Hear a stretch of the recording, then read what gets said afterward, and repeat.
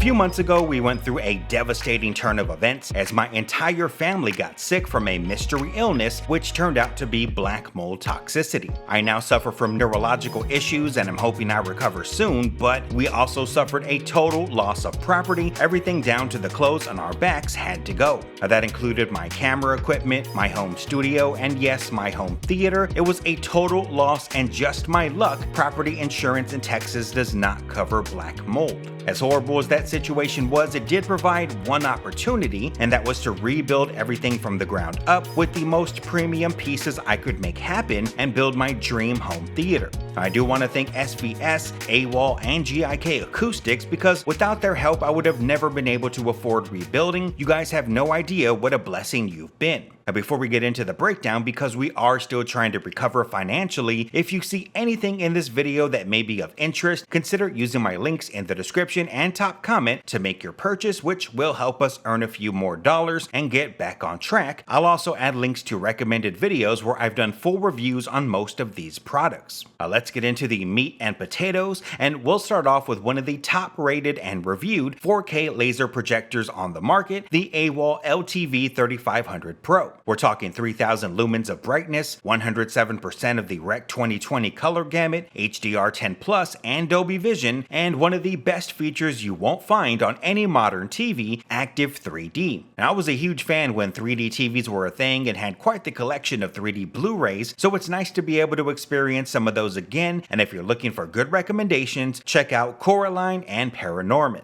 Pair it with Awall's 120-inch Cinematic Plus ALR motorized screen, which raises from the ground up, and we're talking movie theater-like immersion at home, and while an OLED TV does have its advantages, you won't get this kind of experience from any TV. From streaming shows on Netflix, to watching 4K Blu-rays, to watching the Philadelphia Eagles smash the competition, having a top quality 4K laser projector and 120-inch screen will change your life. You'll catch yourself waiting for those one-day streams instead of going to a crowded theater. One other thing you can do is connect your PS5, Xbox Series X, or even your gaming PC, and while the 3500 Pro doesn't have HDMI 2.1, you get turbo mode, which gives you an 8 millisecond response time in 1080p and a 15 millisecond response time in 4K. For you solo campaign players out there, you won't notice any lag, and it might not fit the bill if you play competitive multiplayer, but then you probably wouldn't be gaming on a screen this big in the first place. It's worth mentioning the 3500 Pro has a built-in speaker that actually sounds pretty good on its own, but can act as a center speaker when you add Awall's Thunderbeat Dolby Atmos home theater system.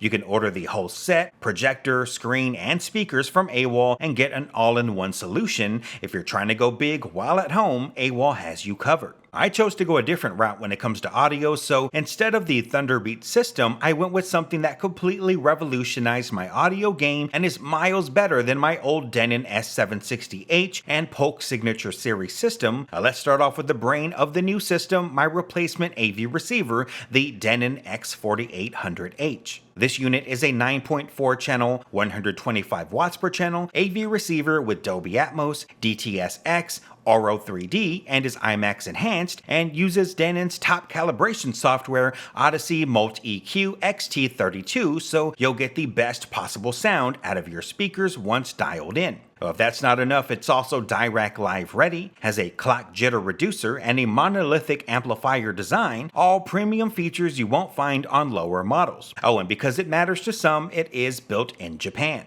Because I'm a gamer, it's super important that every piece deliver a solid gaming experience and be compatible with the latest gaming features, and the X4800H delivers as it supports HDMI 2.1, so you get 4K 120Hz, variable refresh rate, and auto low latency mode, and while the 3500 Pro projector doesn't feature those things, you're future-proof should you decide to go back to a modern TV. It's got all the connections most people should ever need, including 4 height channels for those who want a true overhead Atmos setup with front and back Atmos speakers, up to 4 subwoofer outputs, and pre-outs should you want to connect an amplifier in the future. It's got all the juice I personally need, and it only gets better as we move on to what it powers. So before the whole black mold situation, I was rocking a full set of Polk Signature Series speakers, and I was pretty happy with it. It's a solid choice for someone on a budget, but it pales in comparison to what I have now, which is a full set of SVS Ultra Evolution speakers. Now until this point, all I've ever known besides the Polks were soundbars, and coming from that, it's a massive leap forward in terms of quality, and if you're looking for your first big investment as far as home theater speakers go, I cannot recommend them enough. Starting with the Ultra Evolution Center, which has a 3-way driver and crossover design, it blends frequencies better than a standard 2-way center and is equipped with dual 6.5-inch woofers, a 4.5-inch mid-range driver, and a 1-inch diamond-coated aluminum dome tweeter. You'll get a massive sweet spot, and if you ever had to dabble with hearing dialogue clearly before, well, those days are over. A time-aligned cabinet ensures sound from every driver hits your ears at the same time, resulting in a crisp, clear image. It's definitely the best experience I've ever had with a center speaker.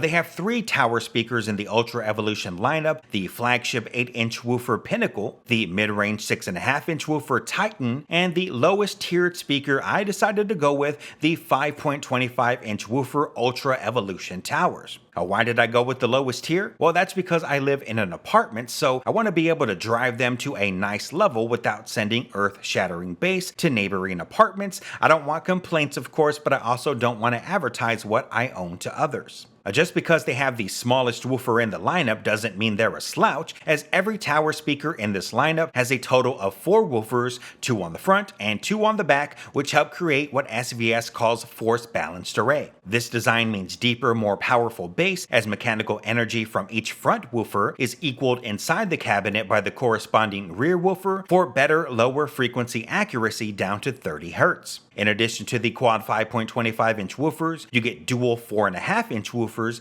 and once again, a 1-inch diamond-coated aluminum dome tweeter with a similar time-aligned cabinet as the center, which, like the center, ensures sound from all drivers hits your ears at the same time. Compared to my Signature Series S55s, they're significantly heavier and better built, and while they're also significantly more expensive, the quality you get reflects that. Hearing is believing, and if you're anything like me, it may be the last time you upgrade for a very, very long time. I've got a pair of Ultra Evolution Nano bookshelf speakers as rears, which have a 5.25-inch woofer and 1-inch diamond-coated aluminum dome tweeter, and if you haven't caught on by now, a time-aligned cabinet so sound from each driver hits your ears at the same time. They may be the smallest in the Ultra Evolution lineup, but they're still a decent size and are the perfect speaker to act as rears or side speakers in an Atmos setup. Speaking of Atmos, if you're used to Dolby Atmos soundbars or up-firing speakers that use your ceiling to bounce sound back down at you, your world is about to change, as one of the biggest improvements I could have made came in the form of the Ultra Elevation speakers, which can be mounted on ceilings as front and rear Atmos channels, but even better, for those of us who can't mount to a ceiling, can be mounted on the side wall so they fire downward